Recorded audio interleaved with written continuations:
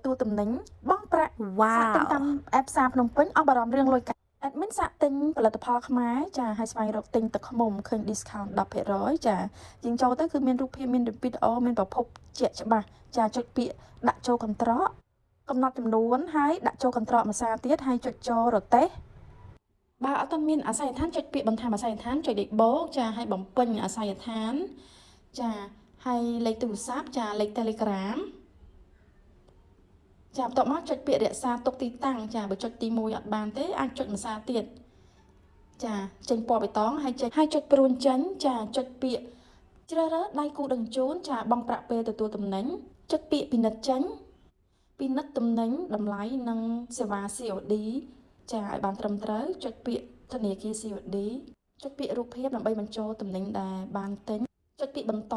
ចាហើយពាក្យបន្តនេះចុចតែម្ដងគត់ហើយចាំបន្តិចនោះនឹងការបញ្ជាទិញនឹងបានជោគជ័យ